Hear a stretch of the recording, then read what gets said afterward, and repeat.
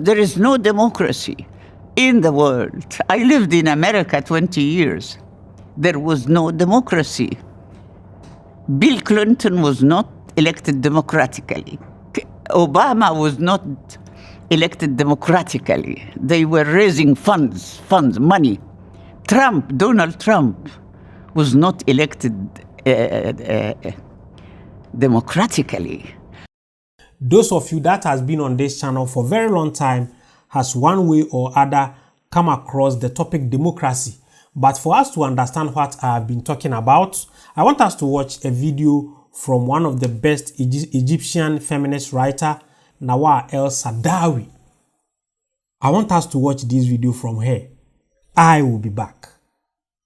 There is no democracy in the world. I lived in America 20 years. There was no democracy. Bill Clinton was not elected democratically. Obama was not elected democratically. They were raising funds, money. Donald Trump, was not elected democratically. Come to Egypt. You think that Morsi was elected democratically? It was a lot of money in Tahrir Square. I saw Hillary Clinton in Tahrir Square. Give money, dollars.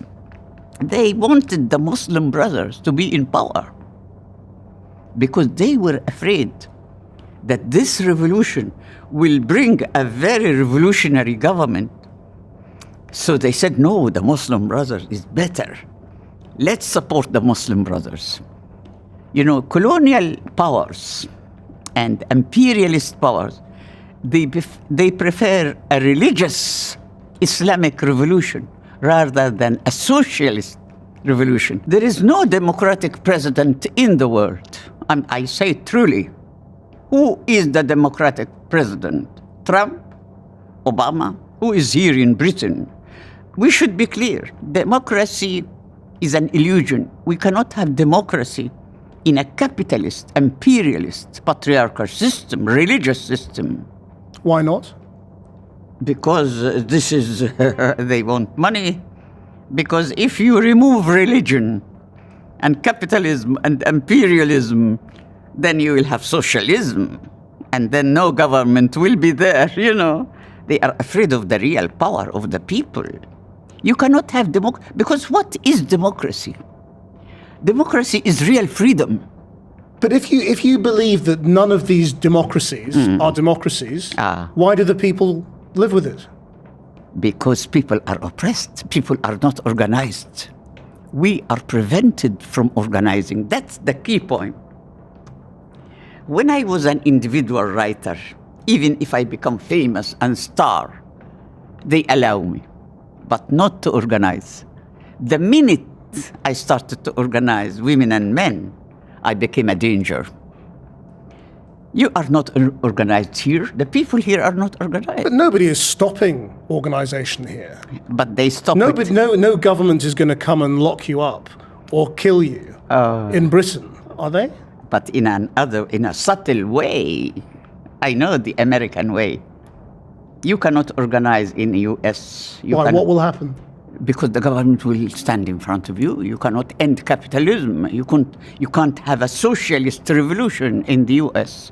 You can't. Maybe there aren't enough people. They kill you. But maybe there aren't enough people who want a socialist revolution. The people doesn't want socialist revolution. Do you think there are many socialists in America? Many people. The majority of people, all my friends there are socialists. They are against Trump. You know how millions of people were marching against Trump and they couldn't do anything? Why?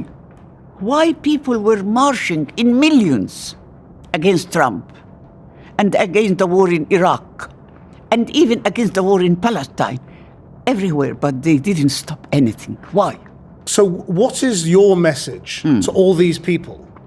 How should they try to change the world? Two things: to organize and to re-educate people, to make people aware. Because people are brainwashed by the media, by education. People don't know. When I was a professor in America, my students who were graduates, because I was teaching graduates. They didn't know anything about politics.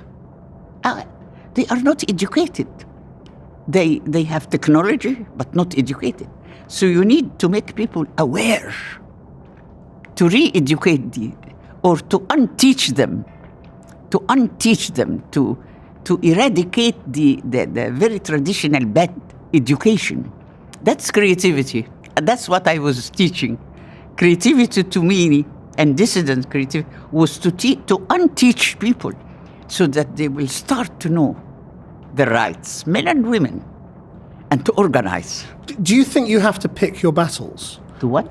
Choose the battles. So you've talked about the patriarchy, you've talked about capitalism, you talk about religious oppression. Can you fight all these three fronts at the same time, or do you need to pick them off one by one? You need to be aware, number one, because splitting makes us ignorant. Education is based on splitting reality. You know, in compartments, they divide our head. You put here religion, and here gender, and here medicine, and here history. That's why we end by knowing nothing.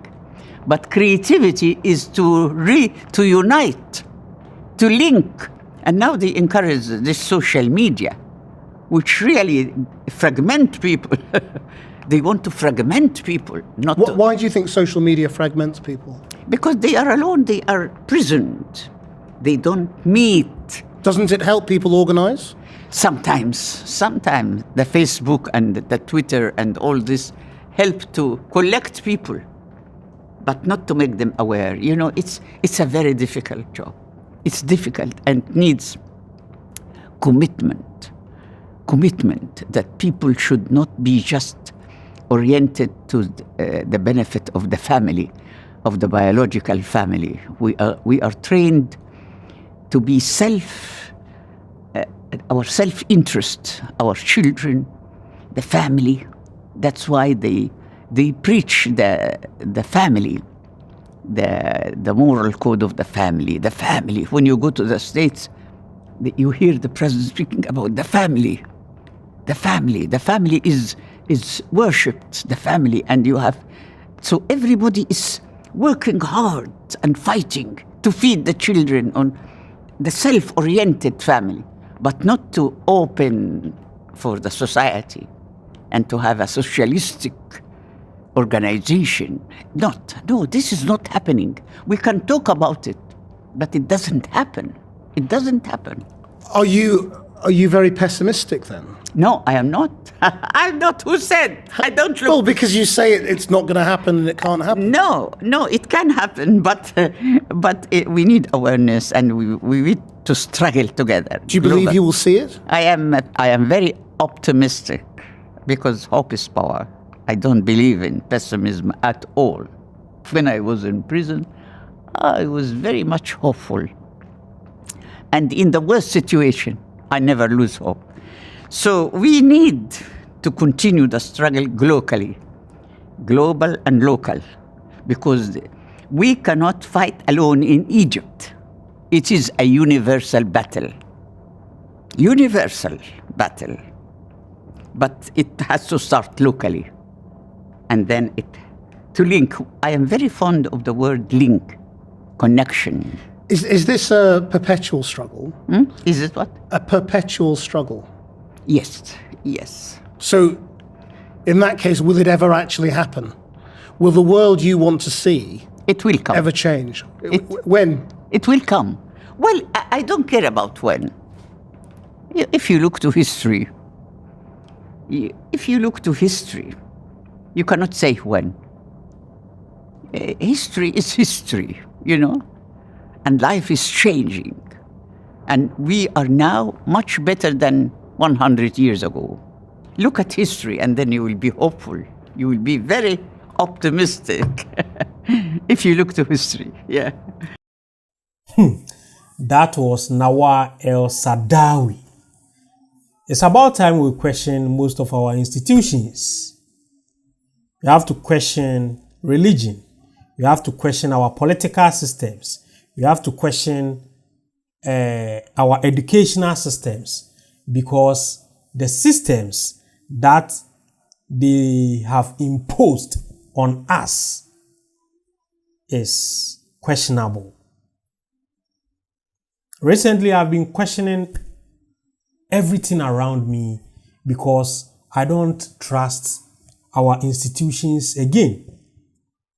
I don't trust our institutions. The democratic systems were presented to us in schools when we were young, that's the perfect way of governing a nation or governing a country. But as we are growing, we are realizing it's in the form of manipulation.